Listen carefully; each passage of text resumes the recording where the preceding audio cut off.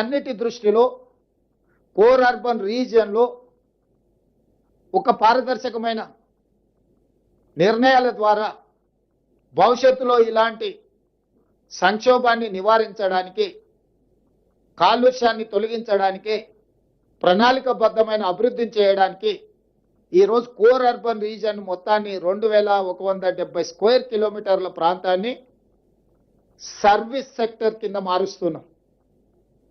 ఈ ప్రాంతంలో ఉండే జీసీసీలు కావచ్చు, ఐటీ కంపెనీలు కావచ్చు, ఇతర ప్రభుత్వ రంగ సంస్థలు కావచ్చు, ప్రైవేట్ రంగ సంస్థలు కావచ్చు, కాలుష్యాన్ని వెదజల్లే పరిశ్రమలన్నిటిని కూడా బయటికి తరలించడం ద్వారా, చెరువులను, కుంటలను, నాలాలను ప్రక్షాళన చేయడం ద్వారా అత్యధిక వర్షం వచ్చినప్పుడు రోడ్ల మీద, కాలనీలలో నీటి వరదల సమస్యల్ని తగ్గించడానికి ఈ కోర్ అర్బన్ రీజియన్ని ఒక యూనిట్గా ట్రీట్ చేస్తున్నాం. దీంట్లో అభివృద్ధిలో భాగంగా మెట్రో రైలు విస్తరణ కావచ్చు, మూసీ రివర్ డెవలప్మెంట్ కావచ్చు, ఫ్లైఓవర్స్ కావచ్చు, రోడ్ల విస్తరణ కావచ్చు, కాలుష్య పరిశ్రమలను తొలగించడం కావచ్చు, ఇట్లా అన్ని రకాల అంశాలను ఆ కోర్ అర్బన్ రీజియన్ ఎకానమీలో అభివృద్ధిలో భాగంగా అక్కడ డిఫైన్ చేసి కోర్ అర్బన్ రీజియన్ని మనము ఈరోజు ఒక ప్రణాళిక తయారు చేస్తున్నాం.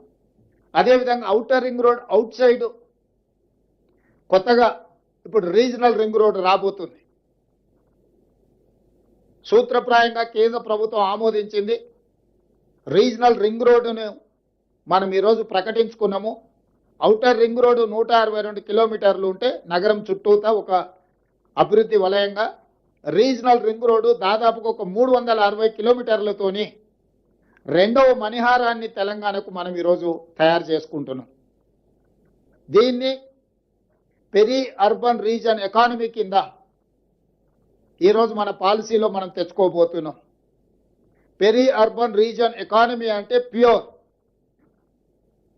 ఈ ప్రాంతంలో మ్యానుఫ్యాక్చరింగ్ జోన్, ఈ ప్రాంతంలో భారత్ ఫ్యూచర్ సిటీ ఉండొచ్చు, చందన్వెల్లి, సీతారాంపూర్ ఫార్మా కంపెనీల ఐటీ సెజ్లు ఉండొచ్చు, రేడియల్ రోడ్స్ ఉండొచ్చు, మెట్రో విస్తరణ ఉండొచ్చు, ఇతర రాష్ట్రాల నుంచి, ఇతర దేశాల నుంచి రావడానికి అవసరమైన ప్రణాళికల్ని ఈరోజు ఈ పెరి అర్బన్ రీజియన్ ఎకానమీలో భాగస్వామ్యం చేస్తున్నాము. దీన్ని షార్ట్ ఫామ్లో ప్యూర్ అని మనం పిలుచుకోదలుచుకున్నాం. ఈ ప్యూర్కి Bengaluru to Hyderabad, Hyderabad to Amaravati, Amaravati to Chennai greenfield హైవేలతో పాటు బుల్లెట్ ట్రైన్లు కూడా ఈరోజు మన కేంద్ర ప్రభుత్వాన్ని సూత్రప్రాయంగా ఒప్పింపజేయడం జరిగింది. దీంతో దూరము తగ్గుతుంది. డెడికేటెడ్ గ్రీన్ఫీల్డ్ హైవే, ఎక్స్ప్రెస్ హైవేలు వేయడం ద్వారా, బుల్లెట్ ట్రైన్ ద్వారా రవాణా సులభతరం చేస్తున్నాం. భారతదేశంలో సముద్రపు ఒడ్డు లేని రాష్ట్రం తెలంగాణ రాష్ట్రం. ఒకప్పుడు నిజాం ప్రభుత్వంలో మచిలీపట్నం పోర్టు కూడా మన దగ్గర ఉండేది, నిజాం రాజ్యం ఉన్నప్పుడు. ఈరోజు మనం మచిలీపట్నం పోర్టు కూడా ఈరోజు కనెక్టివిటీ డెవలప్ చేస్తున్నాం. తద్వారా ఈ మ్యానుఫ్యాక్చరింగ్ జోన్లో సొంత దేశాలే కాకుండా విదేశాల నుంచి కూడా పెట్టుబడులను ఆకర్షించడం ద్వారా ఈరోజు అభివృద్ధి ప్రణాళికలు సిద్ధం చేస్తున్నాము. ఇవాళ తెలంగాణ రాష్ట్రంలో ఒకే ఒక ఎయిర్పోర్ట్ ఉంది. ఇంకా ఎయిర్పోర్ట్లు రావాల్సిన అవసరం ఉంది, పారిశ్రామికవేత్తలు అడుగుతున్నారు. అందుకే వరంగల్లో ఒక అంతర్జాతీయ స్థాయి ఎయిర్పోర్టు నిర్మిస్తున్నాం, ఆదిలాబాద్లో ఎయిర్పోర్ట్ నిర్మించాలనుకుంటున్నాం, భద్రాద్రి కొత్తగూడెంలో ఎయిర్పోర్ట్ నిర్మించాలనుకుంటున్నాం, రామగుండంలో ఇంకొక ఎయిర్పోర్ట్. అంటే రాబోయే రోజుల్లో తెలంగాణ రాష్ట్రానికి అదనంగా 4 కొత్తగా ఎయిర్పోర్టులు మనం తెస్తున్నాము. ఏ రాష్ట్రమైనా అభివృద్ధి చెందాలి అంటే ఆ రాష్ట్రానికి సులభతరమైన రవాణా వెసులుబాటు ఉండాలి. దానికోసం ఇతర రాష్ట్రాల నుంచి గ్రీన్ఫీల్డ్ ఎక్స్ప్రెస్ హైవేలు నిర్మిస్తున్నాం, ఇతర రాష్ట్రాల నుంచి బుల్లెట్ ట్రైన్లను నిర్మిస్తున్నాం, ఇతర దేశాల నుంచి ఉత్పత్తి చేసిన వస్తువులను తెచ్చుకోవాలన్నా, మన రాష్ట్రంలో ఉత్పత్తి చేసిన వస్తువులను ఇతర దేశాలకు తరలించాలన్నా సముద్రం ఉండాలి.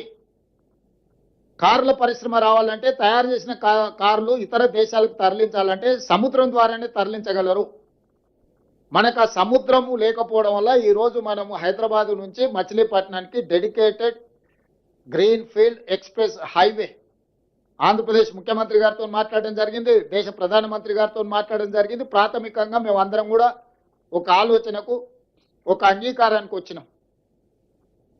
Highway connectivity, port connectivity, airports connectivity ద్వారా ఈ పెరి అర్బన్ లో వచ్చే మ్యానుఫ్యాక్చరింగ్ జోన్ లో పరిశ్రమలను ఆకర్షించడమే కాకుండా పెట్టుబడులను తీసుకొచ్చి ఈ పెట్టుబడుల ద్వారా పరిశ్రమల ద్వారా నిరుద్యోగ యువకులకు ఉద్యోగ ఉపాధి అవకాశాలు కల్పించి తెలంగాణ రాష్ట్ర ఆర్థిక వ్యవస్థను ఒక బలమైన వ్యవస్థగా తీర్చిదిద్దడానికి ఈరోజు పెరి అర్బన్ రీజన్ ఎకానమీని మనం ప్రణాళికబద్ధంగా చేసుకున్నాం.